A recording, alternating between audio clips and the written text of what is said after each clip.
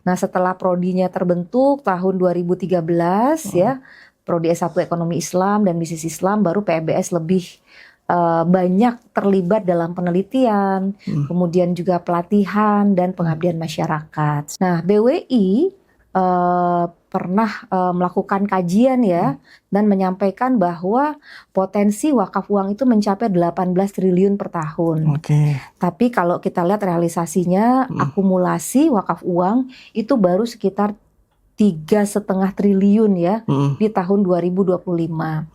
Jadi sekali lagi ini potensi yang besar, tapi realisasinya masih rendah begitu. Kalau kita lihat ya, perkembangan ekonomi syariah Indonesia khususnya dari aspek regulasi, memang realitasnya sudah banyak regulasi terkait dengan ekonomi dan keuangan syariah, sektor-sektornya ya, terkait berbagai sektor ekonomi syariah. Misalnya zakat kan punya undang-undang sendiri, wakaf punya undang-undang sendiri, sukuk punya undang-undang sendiri, keuangan haji undang-undang sendiri gitu ya, penyelenggaraan haji undang-undang sendiri. Ada kalau nggak salah sekitar 9 lah undang-undang terkait dengan sektor-sektor dalam ekonomi dan keuangan syariah. Tapi belum ada nih satu payung hukum yang menjadi apa ya istilahnya ya, mengintegrasikan lah sektor-sektor ini agar bisa berjalan dengan lebih cepat lagi, lebih baik lagi kontribusinya. Assalamualaikum warahmatullahi wabarakatuh. Welcome back to podcast Wakaf Ilmu. Kali ini kita akan berbincang-bincang bersama tamu spesial saya. Ada Bu Rahmatina, Kepala Pusat Ekonomi dan Bisnis Syariah. Assalamualaikum Bu Rahma. Waalaikumsalam Mas Dendi. Selamat datang Bu Rahma. Senang bisa berjumpa kembali. Terima kasih Mas Dendi sudah mengundang saya di Wakaf Ilmu ini. Ya, Alhamdulillah. Bu Rahma sekarang kegiatannya di PEBS saja atau ada kegiatan lain saat ini? Saya di PEBS ngajar juga di kampus, di industri juga ada, di asosiasi, di masyarakat ekonomi syariah, sebagai anggota Dewan Pakar, di IAI, di bidang penelitian dan pengembangan keilmuan ya. Oke. Nah, sebelum kita masuk ke topik Bu ya, soal RUU yang sempat menjadi bahasan utamanya PEBS nih di beberapa waktu ke belakang. Mungkin kita bicara soal PEBS-nya dulu, Bu. PEBS ini apa, Bu? Kalau bisa dijelaskan? Jadi PEBS ini kepanjangannya ya, bagi yang belum tahu, Pusat Ekonomi dan Bisnis Syariah, Fakultas Ekonomi dan Bisnis Universitas Indonesia. Jadi kita itu lembaga di bawah FEB UI yang memang punya misi, punya visi untuk menjadi Center of Excellence di bidang ekonomi dan keuangan syariah serta pembangunan ekonomi secara umum. Nah, itu harapannya bisa kontribut di bidang itu. PEBS ini berdiri tahun 2006. Waktu itu Dekan Fakultas Ekonomi itu adalah Prof. Bambang Brojonegoro yang memang punya visi ya dan mendorong perkembangan ekonomi syariah. Jadi awalnya sih PEBS itu fokusnya untuk mengembangkan prodi ya, karena saat itu 2006 belum ada tuh program studi ekonomi syariah di FEUI. Adanya S2, tapi itu kan di pasca sarjana. Nah, jadi PEBS dibentuk, kita awalnya lebih ke arah ya kajian-kajian, perbandingan kurikulum, program studi dan seterusnya. Nah, setelah prodinya terbentuk tahun 2013 ya, Prodi S1 Ekonomi Islam dan Bisnis Islam, baru PEBS lebih banyak terlibat dalam penelitian, kemudian juga pelatihan dan pengabdian masyarakat, seperti itu. Oke, 2006 ya Bu ya? Udah 2006. 20 tahun ya? Ya, Alhamdulillah PEBS itu baru milad. Baru milad? Bulan lalu. Alhamdulillah. Alhamdulillah, 2 dekade sudah berjalan dan sekarang sudah prodinya IEIBI. Ya sudah ada KKI Bu ya? Iya, sudah banyak lulusannya, sudah nyebar ya. Saya sangat senang ya. Kebetulan saya juga pernah sebagai Kaprodi Ekonomi Islam. Tahun yang kedua lah ya, tahun 2008 ya kalau nggak salah satu. Jadi ini 2014 Oh, kan 14. prodinya berdiri Iya. 2013 itu saya studi tuh. Iya, luar biasa. Nah, dalam perkembangannya PBS baru-baru ini menggaungkan terkait dengan RUU ekonomi syariah dengan dengan 3 sesi kalau nggak salah waktu itu ya. Ada soal zakat wakaf, ada pasar modal syariah, dan perbankan syariah ya. Sebelum saya masuk detailnya, saya mau menggali terkait RUU ekonomi syariah. Jujur saya baru mendengar ini, dan mungkin bisa dijelaskan Bu, ini itu apa dan kenapa PBS sampai mengangkat ini? Iya. Ya, terima kasih Mas Dendi ya. Jadi kami di PBS memang melihat bahwa ada urgensi untuk mendorong rancangan undang-undang ekonomi syariah, atau kita sebenarnya memberikan terminologi rancangan undang-undang pengembangan dan percepatan ekonomi syariah. Nah, paling kurang ada 4 alasan nih Mas Dendi ya, kenapa kita melihat ini urgent. Pertama, kita melihat bahwa ekonomi syariah itu potensinya sangat besar, tapi realisasinya masih rendah. Ya, potensi besar itu bisa dilihat dari mana? Pertama, jumlah populasi Muslim kita. Nah, jadi pasarnya sangat besar. Indonesia, negara Muslim terbesar di dunia, penduduknya hampir 290 juta jiwa. 87%-nya atau sekitar 251 juta itu adalah Muslim. Sehingga ini potensi pasar yang sangat besar. Kedua, kalau kita lihat sektor-sektor dalam ekonomi dan keuangan syariah, banyak studi nih yang mengatakan bahwa potensinya juga sangat besar. Misalnya kalau kita bicara zakat gitu ya. Zakat itu kan menurut Basnas potensinya mencapai 327 triliun per tahun. Sementara kalau kita bandingkan realisasinya, tahun 2025 itu baru sekitar 42 triliun. Artinya baru sekitar 12-13% lah ya realisasi dibandingkan potensinya. Kemudian kalau kita bicara wakaf, nah BWI pernah melakukan kajian ya dan menyampaikan bahwa potensi wakaf uang itu mencapai 18 triliun per tahun. Tapi kalau kita lihat realisasinya, akumulasi wakaf uang itu baru sekitar 3,5 triliun ya di tahun 2025. Jadi sekali lagi ini potensi yang besar tapi realisasinya masih rendah begitu. Nah, kemudian yang kedua, kalau kita lihat ya posisi Indonesia dalam ekonomi dan keuangan syariah secara global ya. Nah, ini kan baru-baru ini ya, bulan lalu kalau tidak salah Dinar Standard itu merilis ya State of Global Islamic Economy Report 2025-2026 dan Indonesia itu mengalami penurunan peringkat dari peringkat ketiga jadi peringkat keempat. Dan itu kalau kita lihat dibandingkan dengan peringkat ketiga ya Saudi Arabia itu kan skornya terpaut cukup jauh ya. Saudi itu 107,9 kalau nggak salah, Indonesia 96. Nah, artinya apa? Daya saing kita ternyata tidak secepat negara Muslim lain. Kita tumbuh, tapi negara lain itu tumbuhnya lebih cepat lagi begitu. Nah, ini yang kedua ya, daya saing yang mengalami penurunan relatif dibandingkan negara lain. Itu yang kedua. Nah, kemudian yang ketiga, kalau kita lihat ya perkembangan ekonomi syariah Indonesia khususnya dari aspek regulasi, memang realitasnya sudah banyak regulasi terkait dengan ekonomi dan keuangan syariah, sektor-sektornya ya, terkait berbagai sektor ekonomi syariah. Misalnya zakat kan punya undang-undang sendiri, wakaf punya undang-undang sendiri, sukuk punya undang-undang sendiri, keuangan haji undang-undang sendiri gitu ya, penyelenggaraan haji undang-undang sendiri. Ada kalau nggak salah sekitar 9 lah undang-undang terkait dengan sektor-sektor dalam ekonomi dan keuangan syariah. Tapi belum ada nih satu payung hukum yang menjadi istilahnya ya mengintegrasikan lah sektor-sektor ini agar bisa berjalan dengan lebih cepat lagi, lebih baik lagi kontribusinya. Nah, itu yang ketiga. Dan yang terakhir, ini kita juga mencermati ya perkembangan ekonomi geopolitik global Ya. begitu ya. Di mana kan secara global ini ketidakpastian ekonomi dan geopolitik, perlambatan pertumbuhan ekonomi global. Nah, di satu sisi ya, di sisi lain Indonesia punya target pertumbuhan ekonomi yang tinggi, Ya, 8%. Nah, jadi kita melihat bahwa ekonomi syariah ini berpotensi untuk menjadi sumber pertumbuhan ekonomi baru. Nah, Ya.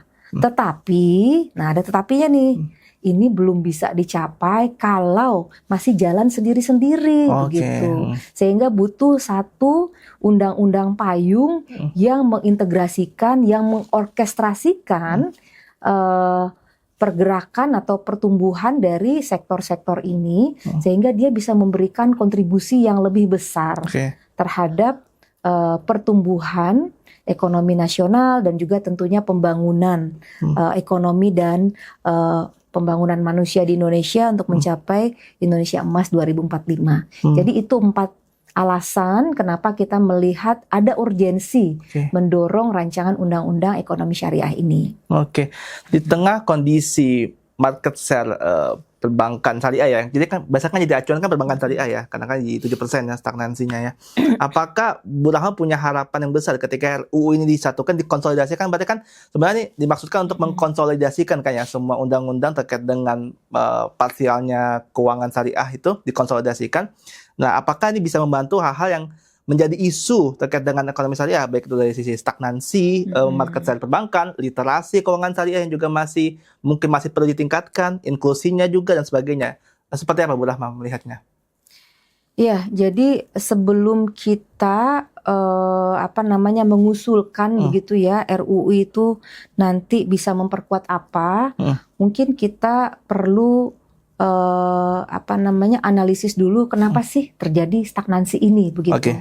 Karena kan ya memang realitanya ya 2002 ya atau 2005 lah, sekitar 2005 itu sudah 5%. 20 tahun kemudian, 21 tahun kemudian naiknya cuma ke 7,4. Jadi memang ini agak lambat begitu ya. Nah, ini kami memang diskusi juga nih di kampus ya, kenapa ini bisa terjadi. Jadi paling kurang kita melihatnya bisa dari 3 sisi ya, Mas Dendi ya. Analisis saya dan teman-teman di kampus.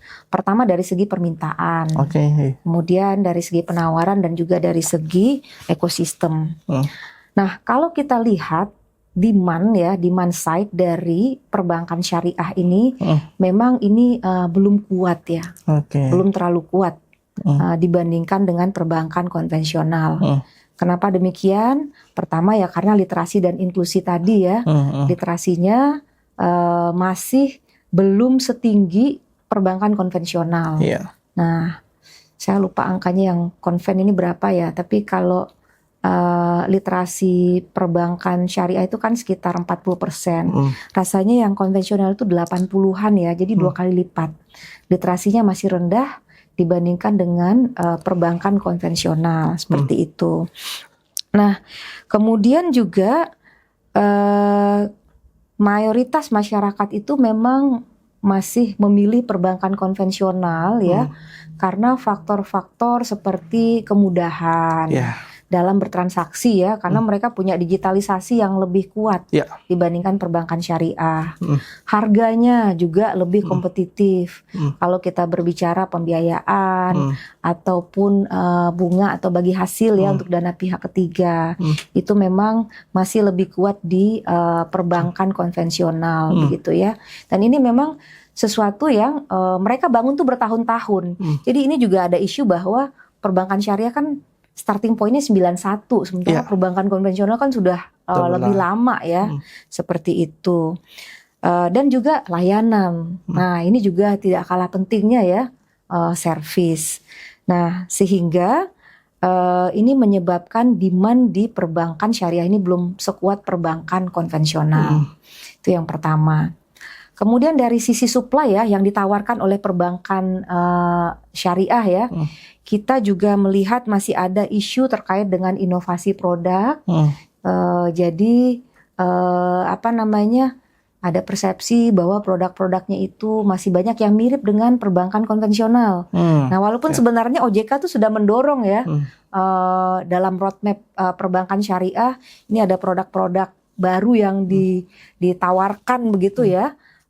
Misalnya kalau ada syariah itu ya, Syariah Restricted Investment Account, atau yang terbaru ada cash wakaf link deposit begitu ya, yang mengintegrasikan keuangan komersial dan keuangan sosial. Nah, tapi ini kan belum terlalu masif ya yang mengadopsi inovasi baru ini. Nah, kemudian juga terkait dengan digitalisasi ya. Kalau kita lihat kan perbankan konven itu kan sudah bagus ya, mobile banking atau m-bankingnya. Sementara yang syariah relatif baru lah. Kalau misalnya kita bicara bank syariah terbesar di Indonesia, BSI. Nah, itu kan juga beyondnya itu relatif baru ya. Dan bank-bank syariah kecil lainnya belum punya layanan digitalisasi yang terlalu baik. Nah, jadi ini dari sisi supply side begitu. Nah, kemudian dari segi yang ketiga itu adalah masalah integrasi ekosistem. Nah, ini juga perbankan syariah saya melihatnya itu masih belum seberkembang perbankan konvensional begitu. Nah, kalau ekosistem ini kan berarti kita bicara masalah rantai begitu ya, business chain begitu ya. Kalau bank konven mungkin contohnya itu BCA ya, kan yang menguasai dari hulu sampai ke hilir tuh. Nah, kalau perbankan syariah kan belum banyak yang bisa seperti itu ya. Selain tadi ya masih silo, jalan sendiri-sendiri gitu ya. Nah, ini yang perlu kita pahami kenapa terjadi stagnasi ini. Jadi tidak berarti perbankan syariah itu lebih buruk ya kinerjanya dibandingkan perbankan konvensional. Karena kalau yang dilihat numbers-nya, itu pertumbuhan perbankan syariah itu ya, aset dan pembiayaannya itu lebih tinggi dibandingkan perbankan konvensional. Growth-nya lebih tinggi. Growth-nya lebih tinggi. Nah, tetapi memang karena 3 faktor tadi ya, growth yang tinggi itu belum cukup untuk bisa meng-capture market share yang lebih besar. Ya, di samping tadi keunggulan kompetitif si perbankan konvensional ya, dia mulainya lebih awal, kemudian dia juga punya basis yang lebih solid ya, korporasi yang sudah dibiayai bertahun-tahun. Mungkin kita bisa bilang bagi nasabah orang Indonesia itu sudah default choice gitu loh. Semua pasti tahu lah produk perbankan konvensional, tapi syariah ini kan belum semuanya tahu, literasinya masih rendah, inklusinya rendah. Nah, itu mungkin yang kita pahami dulu ya, penyebab atau root cause dari stagnasi ya, tertahannya market share di angka 7,4%. Nah, dari situ mungkin baru kita melanjutkan gitu ya. Nah, dengan kondisi seperti ini, kira-kira apa nih yang bisa diperkuat dalam RUU ini? Nah, jadi kalau analisis kami, ya kurang lebih nih kerangkanya demand supply ya. Demand-nya perlu diperkuat, begitu ya. Caranya gimana? Dengan memperkuat literasi dan inklusi. Kemudian dengan mendorong preferensi masyarakat untuk perbankan syariah, begitu ya. Antara lain dengan gimana supaya bank syariah ini bisa lebih kompetitif, pricingnya begitu ya, layanannya lebih baik, kemudian juga sehingga dia bisa menjadi preferensi dari masyarakat Indonesia. Syariah compliance-nya dijaga gitu ya. Kan pernah juga ada isu kan bank syariah nggak syariah, ini kok begini begitu. Nah, ini hal-hal yang perlu dan diharapkan bisa diperkuat dalam RUU ekonomi syariah. I see. Kemudian kalau dari sisi supply, kita melihatnya ya perlu penguatan inovasi begitu, termasuk dalam hal implementasi ya.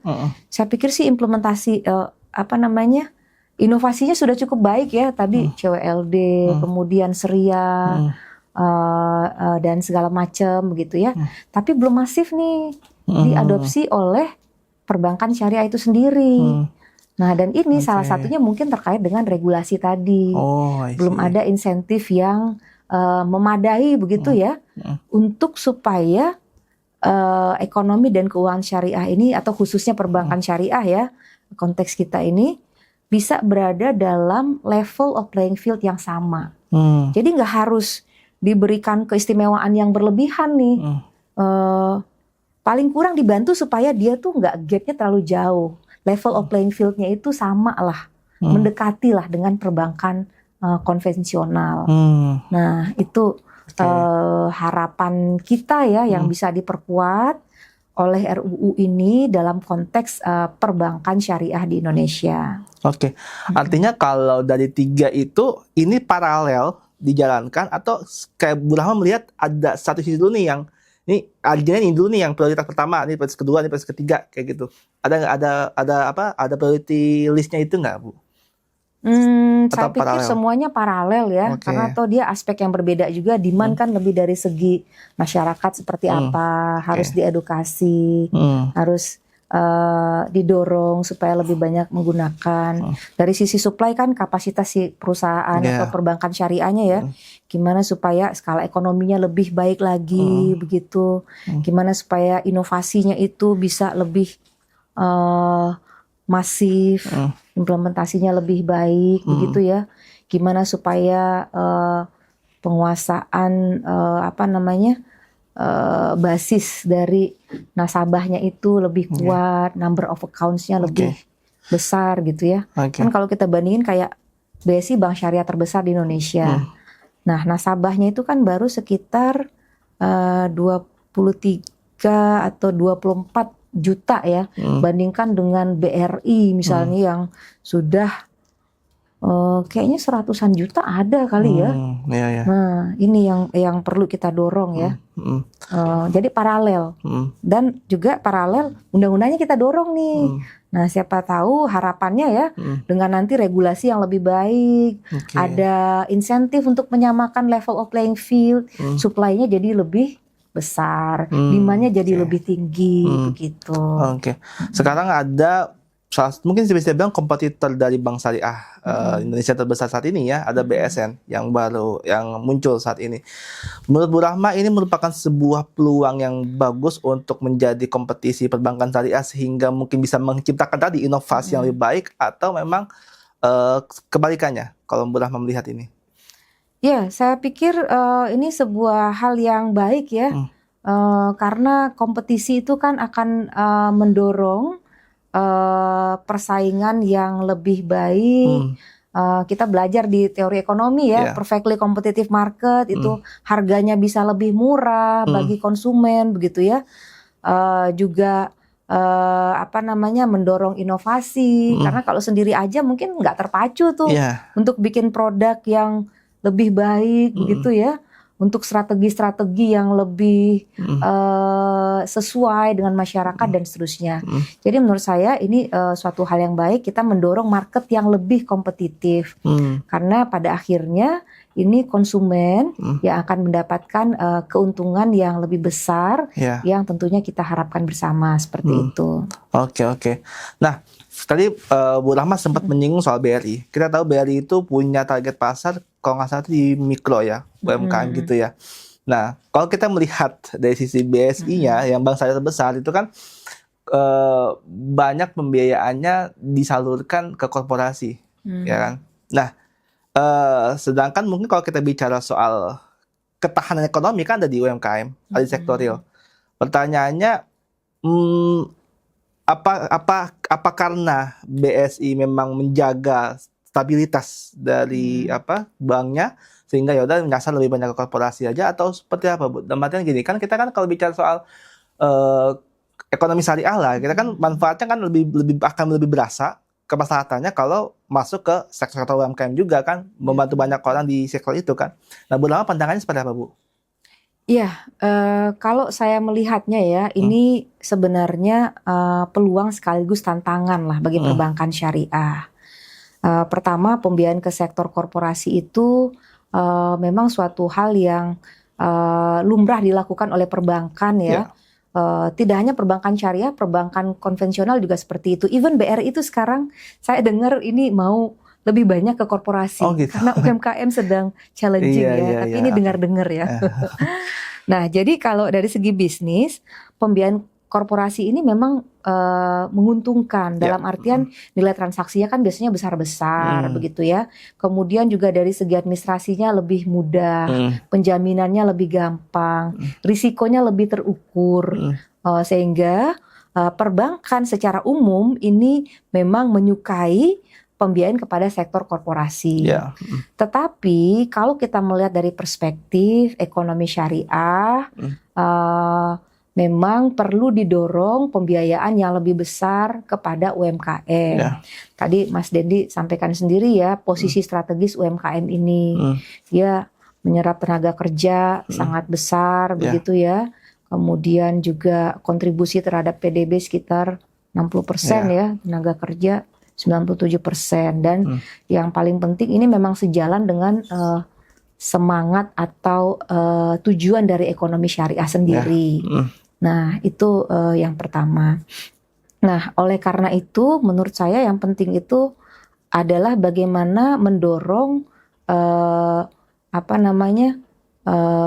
pembiayaan yang lebih banyak.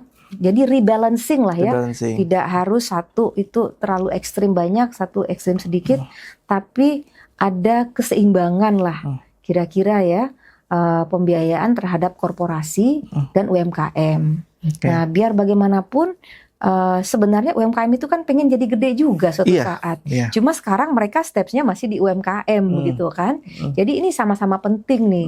Perusahaan besar juga biasanya dia saling terkait dalam rantai bisnis kan. Dia juga mendapatkan supply barang dari UMKM ya.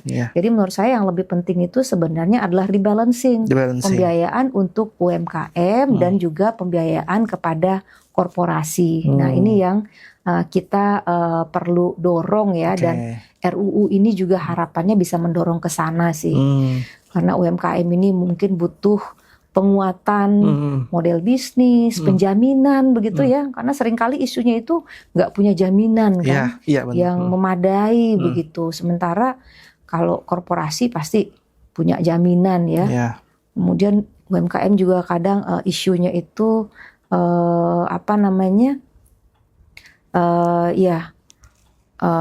laporan keuangan gitu ya, marketing dan seterusnya. Nah, ini yang mudah-mudahan bisa diperkuat ya dengan RUU ekonomi syariah ini. Iya, kan UMKM kan seringkali menjadi bahasanya unbankable ya Bu ya, nggak bisa terjamah dengan bank.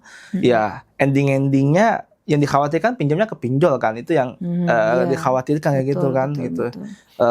Saya rasa juga perlu ada tadi bank syariah itu masuk gitu ya, jangan sampai yang kenceng malah pembiayaan yang konvensional gitu, apalagi sampai ke pinjol gitu kan, bahaya kan ke situ. Bu Rahma, tadi sempat singgung juga soal SGI yang turun dari 3 ke 4 gitu. Ini problemnya di mana Bu? Kita semakin tinggi, BSI sudah merger gitu kan ya, terus ada BSN juga, ada berbagai macam sektor-sektor halal yang dibangun, tapi kok malah turun Bu? Kenapa Bu? Iya, ini memang menarik ya. Ya, dan di sini mungkin saya melihatnya bukan persoalan siapa yang salah, tapi ini merupakan sinyal mungkin ya. Alarm bagi kita bahwa negara lain itu tumbuhnya lebih cepat loh dibandingkan Indonesia. Nah, Saudi ini kan sebelumnya rankingnya tidak terlalu tinggi Uni Emirat Arab juga ya. Tetapi mereka berhasil mendorong ekonomi dan keuangan syariahnya sehingga bisa bertumbuh lebih tinggi dibandingkan dengan Indonesia. Saudi punya visi Saudi 2030 gitu ya, yang mendorong integrasi ekosistem semuanya, digital, haji, kemudian pembiayaan syariah juga, banyaklah inisiatif yang dia lakukan. Nah, kalau kita lihat indikator yang ada dalam SGIE ini, tantangannya memang ada pada hilirisasi industri halal, daya saing, ekspor produk yang belum tinggi, Kemudian serta belum optimalnya sinergi antara sektor keuangan syariah, industri halal dan keuangan sosial syariah. Oke. Nah, jadi ya kita melihatnya persoalannya karena integrasinya nih yang belum Integrasi. optimal. Nah, sementara negara lain ya itu integrasinya lebih cepat daripada Indonesia begitu. Nah, dan ini salah satu isunya ya, ini kita kaitkan kembali dengan RUU tadi ya, karena memang belum ada nih regulasi yang mendorong begitu ya, ekosistem ini bisa diintegrasikan sehingga dia punya dampak yang lebih besar terhadap hilirisasi hasil industri halal yang kemudian meningkatkan daya saing Indonesia di kancah ekonomi syariah global. Jadi itu sih, kita tuh bergerak sebenarnya ya, kan banyak ya sekarang kita lihat inisiatif-inisiatif begitu ya, perbankan syariah baru misalnya, kemudian sertifikasi halal juga kan semakin masif ya. Kemarin saya baru mengisi di Halal Indonesia Expo ya. Halal Expo Indonesia itu diadakan kerjasama negara-negara D8 ya, negara-negara Muslim ya, developing 8 negara, Indonesia, Malaysia, Iran, apalagi ya kemarin ya, ya beberapa negara Muslim, dan itu salah satu upaya menurut saya gimana supaya industri halal ini punya market yang lebih besar, gimana supaya hilirisasinya bisa lebih baik ya. Ya mudah-mudahan ya kita dukung bersama tentunya, karena kolaborasi menurut saya sangat penting, salah satu prinsip dasar dari ekonomi syariah juga. Gitu. Berarti yang kurang tuh added value dari industri halalnya nih Bu untuk saat ini. Iya, added value ya bisa salah satu ya, yang masih kurang ya, yang masih perlu ditingkatkan lah begitu ya. Dan juga integrasi sih tadi ya. Integrasi itu bagaimana misalnya kalau dia adalah produsen produk halal. Nah, idealnya kan dia pembiayaannya dari perbankan syariah gitu loh. Kalau sekarang kan realitasnya belum. Bisa dari konven juga, bisa dari mana-mana begitu ya. Nanti dia bisa punya market yang juga tidak hanya dalam negeri begitu ya, yang memang mostly Muslim, tapi juga luar negeri, negara-negara Muslim. Nah, ini kan integrasi berarti ya. Dia nanti nabungnya juga di perbankan syariah, jadi kan kayak close loop begitu. Nah, ini yang kita masih perlu terus ditingkatkan kalau menurut saya. Pernyataannya saya pernah dengar Bu di acara Indef ya, 99 ekonom syariah, ini disampaikan oleh Pak Imam Tugas Sabtono. Pada saat itu bahas di topik industri halal, beliau juga menyampaikan demikian. Jadi orang-orang UMKM yang sudah menggunakan atau sudah mensertifikasi halal, dapat sertifikasi halal, kenapa nggak semua ekosistemnya itu dibangun dalam ekosistem halal? Dia pakai perbankan syariah untuk mungkin kirisnya dan kawan-kawannya gitu ya. Terus pokoknya segala macam hulu ke hilir dalam aktivitas mereka ber-UMKM itu ekonomi syariah semua, syariah ekosistem semua lah. Betul. Tapi saya mikir juga, possible nggak ya di tengah kondisi yang sertifikasi halal aja mungkin ada beberapa yang masih kesulitan gitu ya, dengan ada yang meskipun ada yang gratis ya, kabarnya ada yang gratis, ada juga yang berbayar kan, orang-orang yang kadang-kadang yang mager kan yang berbayarnya itu ya kan. Nah di tengah kondisi itu dia harus dipaksakan juga pakai perbankan syariah dan sebagainya. Saya mikir possible nggak ya, menurut Bu Rahma nih possible nggak sebenarnya, kalaupun nanti regulasi jalan nih masuk, tapi secara di mindsetnya itu possible nggak Bu sebenarnya? Menurut saya sangat possible sebenarnya. Perbankan syariah itu kan sudah banyak sekarang ya, asetnya sudah 1.000 triliun pada saat ini. Produknya sudah cukup variatif begitu ya. Kalau mau nabung produknya banyak begitu. Mulai dari tabungan biasa, kemudian tabungan bisnis, kemudian tabungan haji dan seterusnya. Pembiayaannya, akadnya itu juga lebih banyak menurut saya dibandingkan dengan bank konven ya. Karena sekarang juga sudah ada SRIA selain pembiayaan biasa ya. Murabahah, ada sekarang mudarabah musyarakah seperti itu. Kemudian kalau jadi bisnis UMKM ataupun korporasi kalau mau sangat bisa untuk Oke. mengandalkan keuangan syariah. Nggak hanya perbankan syariah ya, kita bisa dapat funding dari pasar modal, Oke. dari crowdfunding, begitu ya, dari fintech syariah. Jadi sumber dananya itu sangat banyak sebenarnya. Nah, jadi menurut saya ini sangat mungkin tuh Sangat dilakukan. mungkin. Nah, mungkin challenge-nya adalah will, termasuk political will Political ya, will, ya. political will. Ya. Karena insya Allah bisa gitu loh diusahakan. Even bank syariah kalau butuh banyak modal dia juga bisa IPO kan, ataupun yang sudah melantai di bursa seperti BSI dia bisa menerbitkan sukuk. Ada juga sustainability sukuk yang mereka terbitkan dan seterusnya. Jadi sudah bisa semuanya. Kris bisa di mana-mana kan, ini sudah sangat lazim lah sekarang ini. Tinggal kemauan dan keberanian, menurut saya seperti itu. Meninggalkan, ya mungkin bukan meninggalkan zona nyaman juga ya, karena perbankan syariah itu juga servisnya itu bagus. Jadi setahu saya ya BSI itu sudah dalam hal servis ya itu termasuk yang terbaik lah di Indonesia begitu ya. Untuk walk-in customer service-nya nomor 1. Kalau overall service quality-nya 3 besar sih seingat saya. Nah ini mungkin juga ada faktor persepsi dan literasi ya. Anggapannya masih sama kayak dulu perbankan syariah, padahal enggak. Nah sudah jauh lebih baik begitu ya, bisa memenuhi seluruh kebutuhan masyarakat kalau masyarakatnya mau gitu. Tinggal lihat aja ya, willingness-nya aja ya. Willingness-nya, keberanian untuk mencoba begitu. Iya. Oke, Bu Rahma, sejauh apa nanti PBS akan terus menggencarkan soal RUU ini? Setelah kajian-kajian tadi dilakukan, apalagi tindak lanjutnya, Bu?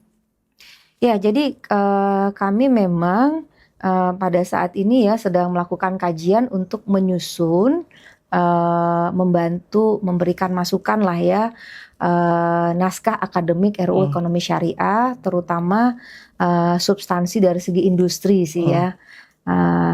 Harapan kami nanti ini bisa disampaikan kepada otoritas, kepada pihak terkait, kepada masyarakat juga, bahwa ini ada konsep untuk bisa mengintegrasikan ekonomi dan keuangan syariah ini dalam sebuah payung hukum, yaitu rancangan undang-undang ekonomi syariah.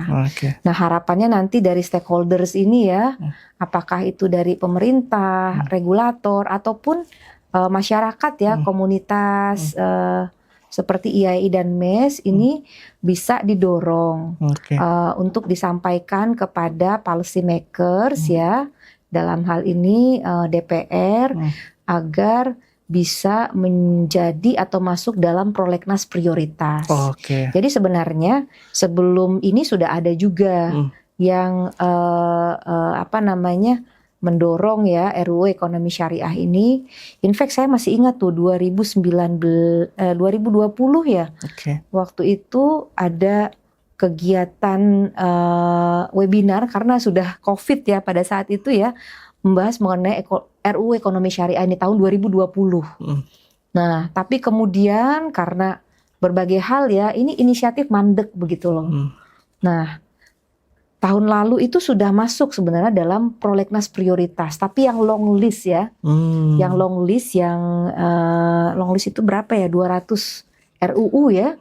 Nah, harapannya kalau ada kajian yang lebih komprehensif ini dan dibawa oleh stakeholders yang relevan, ini bisa dimasukkan ke dalam shortlist. Artinya kalau shortlist dia akan dibahas di tahun berikutnya, begitu. Kalau long list kan ini periode 5 tahun ya, 4 tahun atau 5 tahun gitu ya. Nah, kami harapannya bisa berkontribusi karena memang tadi saya sampaikan di awal, kami di PBS itu punya visi untuk menjadi Center of Excellence yang bisa berkontribusi juga terhadap pengembangan ekonomi dan keuangan syariah dan pembangunan Indonesia secara umum, seperti itu. Bu Rahma, makasih banyak atas insight-nya, atas waktunya, sharing-sharingnya. Mungkin terakhir closing statement Bu, apa harapan Bu Rahma untuk perkembangan ekonomi dan keuangan syariah ke depan? Ya, harapan saya ya mudah-mudahan kita bersama-sama bisa mendukung rancangan undang-undang ekonomi syariah ini agar bisa lebih mengoptimalkan, agar bisa lebih mengintegrasikan ya berbagai sektor di dalam ekonomi dan keuangan syariah yang selama ini kesannya berjalan sendiri-sendiri. Sehingga kita lihat ya hasilnya belum optimal, potensinya besar tapi realisasinya masih jauh dari harapan. Kemudian kita juga berharap mudah-mudahan inisiatif ini bisa mendorong kenaikan daya saing Indonesia secara global dan terakhir harapannya bisa berkontribusi lebih besar terhadap pertumbuhan ekonomi Indonesia, terhadap kesejahteraan umat, kesejahteraan masyarakat Indonesia. Seperti itu. Harapan juga mungkin kita bisa jadi ranking 1 Bu ya untuk Amin, SDE-nya. amin. Makasih banyak Bu Rahma, makasih semuanya itu yang kita pelajari soal ekonomi keuangan syariah. Kita berharap ke depan ekonomi keuangan syariah di Indonesia benar-benar bisa berkembang secara pesat dan banyak orang mulai aware dan mengadopsi ekonomi keuangan syariah dan kita bisa menjadi negara dengan keuangan syariah terbaik di dunia. Amin. Makasih banyak Bu Rahma, terima kasih semuanya. Wassalamualaikum warahmatullahi wabarakatuh. See you next podcast. Bye-bye. Waalaikumsalam warahmatullahi wabarakatuh.